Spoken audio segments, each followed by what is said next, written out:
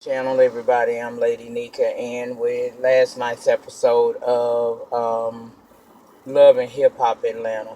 I don't normally do car vlogs and shit of that nature, but we gonna do the shit today because I'm out and about. I was down here to the nail shop, me and my daughter. Child, I can't get mine done because my nail bed need to rest for a week because I get them done so often, sometimes 2 and 3 times a week, that my nail, the bed of it is kind of damaged from all that shaving, so I couldn't get mine done. So I told her to go ahead and get hers done, and I would come out here and go do some other stuff, and then come back and pick her ass up. So that's why we here in the car doing a very rare car vlog, cause I don't, shit, I ain't good like Beautiful Soul and Jamaica Nicole and rambling reviews. I can't be doing this shit, bitch. I've been got so caught up in talking to y'all, I've been ran into some shit. So that's what we doing right now. We gonna go on and get the reviews out the way. I was gonna do them later on, but since I got some spare time, let's run it. Now, we pick back off where we left off at. We pick back up where we left off at last week.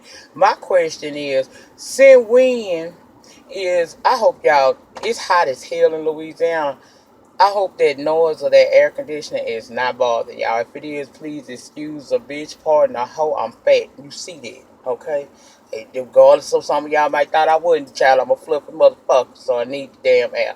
But anyway, back to the review. When did Erica Mena become a fighter?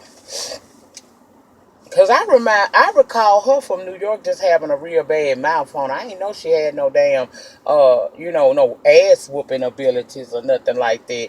Well, like I said, we picked back up with the meeting that Mimi called to try to calm the waters between Empanada and Erica and Jess Brittany. And I guess Keely is involved in this shit too.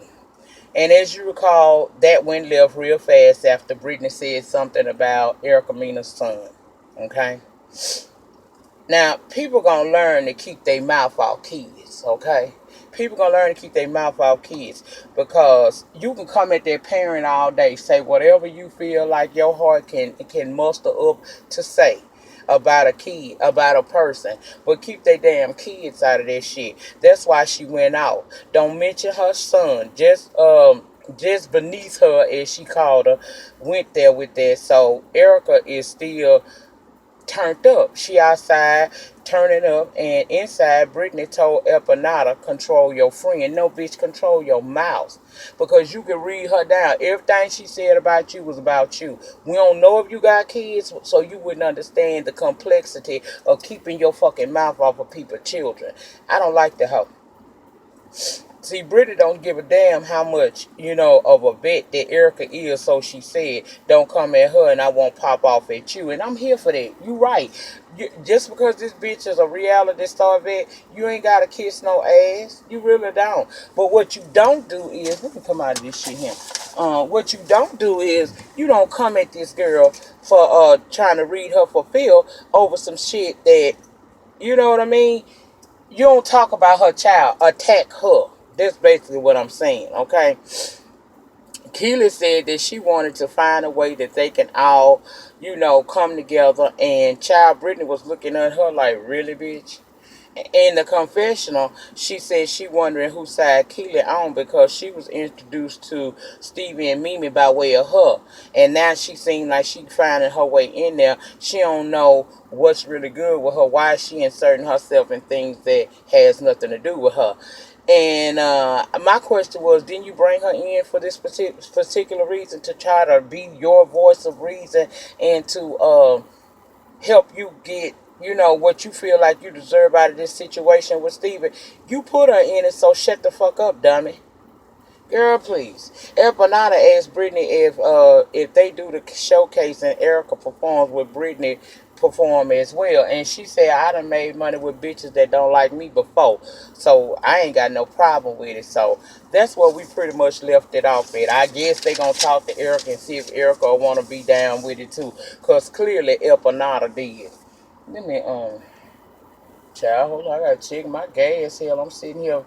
Okay, I'm good. I'm good. Bitch, I had to check that gas. I told you I bought on the budget. Anyway, We saw KK. Love, love, love, love, love me some motherfucking Karen King. I do. I told y'all I'm a lover of the underdog, bitch. I believe in showing, in showing a bitch that I can come from nothing and make it a whole lot of something. Y'all know, y'all here on the channel. Watch the glow up. You seeing it slowly. Anyway,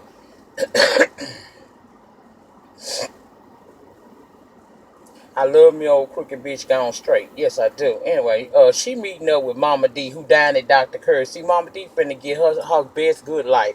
She finna get her a boob job, a tummy tuck, and a Brazilian butt lift. And KK there to encourage and chat with her. And they was chapping child. Chatting child. Mama D say Scrappy kind of hurt her last year. She hurt her last year when he decided to go off and move to Florida, and he had a little moment with her friend Shay. She wasn't really here for that, but he wound up going to Vegas and marrying the band. So she said she gonna be cool with that because apparently that is who he want to be with. He love her hoofs. Okay. I said, baby. And she also said word on the street that Bambi pregnant. So if that's true, congratulations to Scrappy and Bambi on their impending baby. Okay. Um, KK tell us about her new young boo. Well, if you follow on Instagram like I do, you already know about Terrell.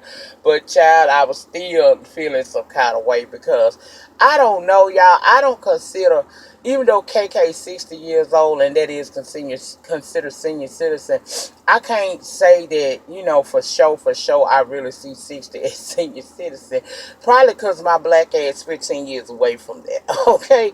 But I did feel some kind of way about, her showing her little freaky side. Showing the pictures is fine. But when they got to that one where they was playing with each other's tongue, touching and shit, I said, oh, bitch, girl, I don't really care for that kind of stuff. That's PDA.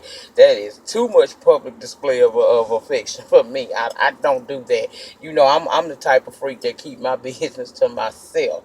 I said, girl, you live your best good life, but keep your freak life to yourself, KK. Keep your freak life to yourself. Wasn't nothing wrong with what she was doing, so don't get to thinking that I'm saying anything against it, because I probably do that and then somewhere. Ain't no probably to it. I know me.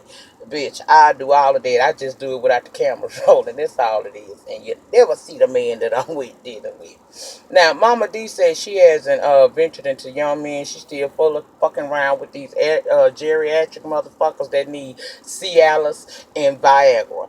Ernest is over to his mama. So she is done with it, and she is ready to live her best good life. And I said, good. Then it's an event, a roast of celebrities on Young Jock, okay? And all the crew come out. We seen Shooter, Keely, Tokyo, Tobias, Keely, man, I call him Muhammad, even if that ain't his damn name. That's what I call him. Because y'all know he fine by the body, but challenged by the face, and I can't. After the show, you got Keely asking Tobias, so you on a double date. Now, in her confessional, she tell us that word on the curb is that Tobias messed around with Miss Ass Carly once upon a time. She said, you, Tokyo, and Carly. And Carly like, no, it ain't nothing like that. That's my brother. What you talking about? Tokyo was confused, but we knew she wasn't gonna leave that alone. Carla tried to switch the subject, would mean that Keely not too far off in her assumption about the bitch and who she been messing with. Okay, she ain't too far off on the fact that they dated. Now, did they fuck? We don't know. That's Carla Red. You never know, bitch. Carla asked how Shooter been holding up, and he said he's been holding it together. And Keita said it would have been easier for him to cope in the days after his son's murder had Shooter had the support that he's supposed to, meaning Sierra. She was throwing shots at Sierra. He said Sierra ain't been there since the funeral. She been MIA. Keita kept saying that Sierra should have been there, and Tokyo said, well, Sierra not here to defend herself, basically shutting Keely ass down. I don't know about Keely. I don't know about this Keely. What y'all think about Keely? Y'all gonna be able to do Keely? I don't know if I'm able to do Keely. Anyway, Keely asked what's been up with Dez. Apparently that's her sister that she done hooked Shooter up with, and he say they enjoying each other company. And Carly was like, who is Dez? Keely said that's her friend, her sister, good friend. You know, her sister slash good friend, and she hooked Shooter up with him. And Carly was like, "But hold up, Sierra said y'all friends. I just don't understand. On girl code, why would you hook him up with someone new?" That's when old girl say she ain't. She said, "I'm not her friend. I consider her an acquaintance. I am Shooter's friend." Now that's fucked up. But let's just go back a minute because I like to call out all the bullshit. I don't know that Shooter and Sierra's storyline is straight bullshit. It looked like it could be, but it probably ain't, you know. Now we know off the rip the Frost facts are straight bullshit. But I don't know about the other storylines. And just by happenstance, let's just say that it is a bunch of bullshit, okay? Let's just say it's a bunch of bullshit. Well, last week you tried to get Rashida to hook up with the big body, little headed ass trainer, Carly, and you supposed to be friends to both her and Kurt. So the fact that she's doing this with Shooter and Sierra and this girl, why is it bothering you so much? But I get what you're saying. If this your friend, the way I'm understanding y'all to be friends, why would you hook him up? But see, this goes to show y'all, ladies, girls, gentlemen, that shit happen with them too. Let me tell you something about getting with your significant other, friends, and family. Them motherfuckers will seem like they your friend, and they with you 5150 till it's over between you and that person. Them people gonna hide that motherfucker secret. They gonna act funny with you. See how she thought? Because later on in the episode, Sierra, when she found out about this, was like, I thought we was good girlfriends. You know, we talked on the phone, we text, we pray. Gotta be careful about this shit. Because they'll jump out on you when you need them the most. And this girl just did it, okay? Keely said her support is being there when his son passes. Not running over there to pay for a funeral or whatever the fuck. And she said that she's just not with that situation. She ain't with how Sierra handling things. Carly was like, well, I was at the funeral with Sierra and she was there to support him. Keely feels otherwise and say she turning up on so her turning up on social media while getting her makeup done is not showing support. Keely, did you and Shooter fuck? Or do you wanna fuck this man? What's the tea, sis? Because you going hard over Shooter, and he basically was sitting there and ain't said a motherfucking word, let you did all of that. Shouldn't he be upset, not you, boo-boo?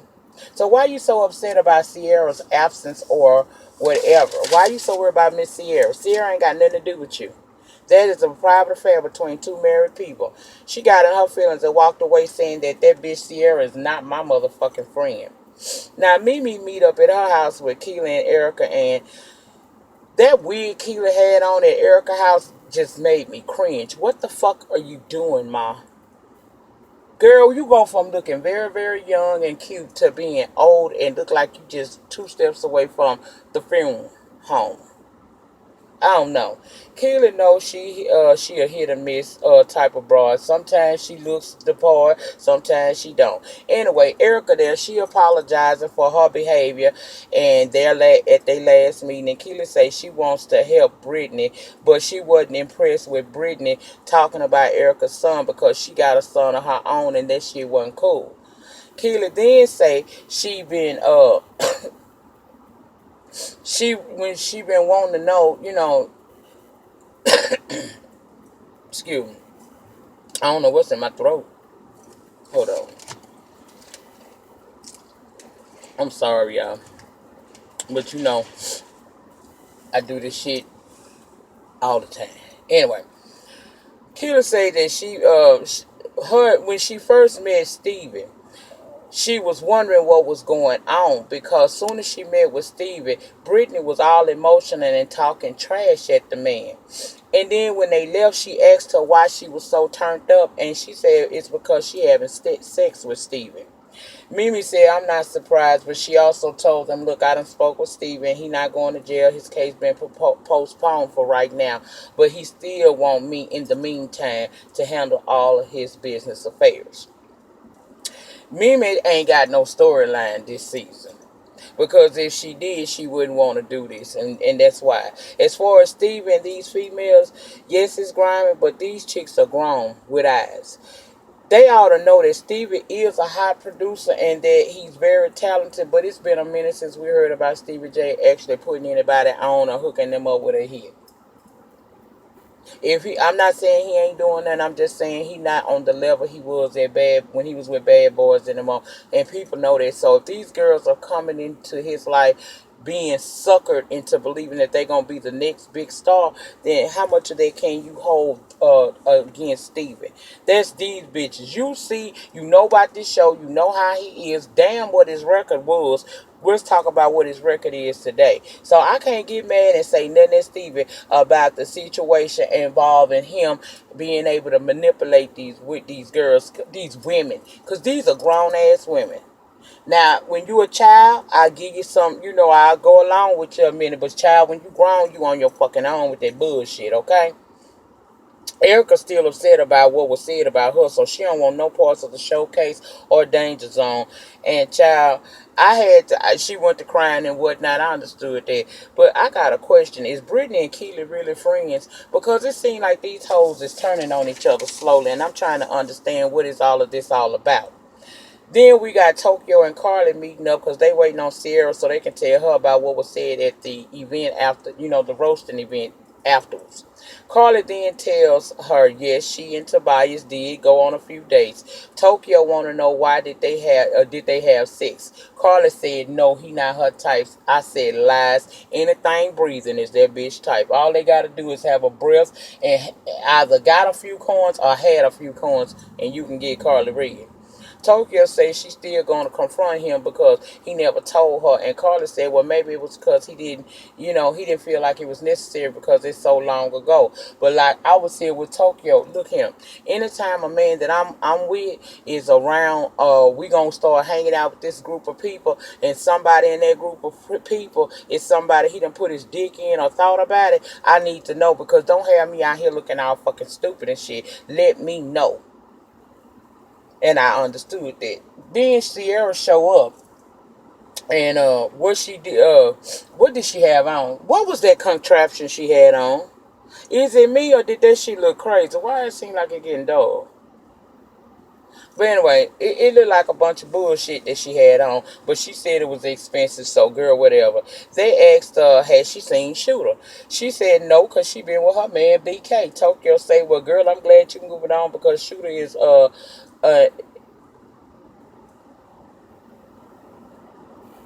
okay, Shooter is moving on. That's what she was saying. And Sierra was drinking her I don't know what that was she was drinking, but she was drinking her little drink seemingly unbothered until she said Keely matching him with new chicks like it's on like he on Match.com. That's when that bitch started choking. Tokyo repeated everything Keely said, and after the event, and Sierra said that her and Keely were friends. I told y'all. That's when she said we used to talk on the phone every day. We used to text each other every day, and the bitch didn't even pray with me and everything. And she shocked and said that she gotta be careful who she let in her circle. And I said, you sure do, because the bitch that's praying for you ain't necessarily praying for you. She might be praying against you. I'm very careful about that. That's why my circle is almost non-existent. I got a very few people that I really call friend and fuck with, and out of those friends, that some of them don't know nothing about me no more than what I'm willing to share, because like I said, everybody that's on the front row, y'all, ain't your motherfucking fan. And you see how this girl is. Now Sierra said she gonna go talk to Shooter about everything, including these kids he supposedly has. Kelsey decides she gonna go tell her daddy Kurt that Rashida's trainer came to the shop to fix a few things around the store like he normally would do, and basically she putting him up on game. Rashida told me that there may come a time where I need to actually get used to seeing her with somebody else. Kurt, because he know his wife is weak as piss water, said he ain't never thought he would be a time where they may not be with each other. I said, well, that time may be today. Kelsey was encouraging him to get his ass on over there and get to trying to make things right with Rashida, because he about to lose her once and for all. And I said, oh, okay. Then we see Stevie done put Empanada in a penthouse photo shoot, and now all of a sudden she done forgot all that shit she was saying on episodes 1, 2, and 3. She done forgot about him not working with her for a full year, like she said. She done forgot about him not booking her no new gigs nowhere, not doing anything to help her progress in her so called career. All because this man done put you in a photo shoot. He is now poppy and getting kissed upon. I said, see y'all, that's how these hoes get played. Can't blame him for being who he is. You have to blame the thirst in these girls, okay? Karen found out through the bail bondsman that Scrap won't be getting out till next year. So I'm like, shit, his fine ass will be out in a couple months. Hell, this year almost over with, child. We almost about to be in month 5 or 7 or 12 months. Okay, so he'll be home before you know it. Child, Kirk done pulled up with the moving truck to Rashida. Say he moving back in, and y'all saw the fakeness that was there. She acting like she against it, telling the men it's a big reward if they don't bring the shit in. Child, they done already brought the shit on in. She done let this nigga move back in. So that's why I say frost facts, hashtag fake news. Because if you didn't want him here and y'all legally separated, you wouldn't have never been calm about them men bringing shit in your house. You'd have been cutting up so bad. If that though them men would have been like, look, when you get that together, then you call us back and we can do this. But you didn't. Because you want him there. Because this is all bullshit. It's time you lay back up with your man on TV, I guess. Whatever. Tokyo go to see Tobias, and it's confrontation time about not telling her about dating Carly. He says they never smashed, and she warns him don't have her out here looking stupid. So he not, and she believed it.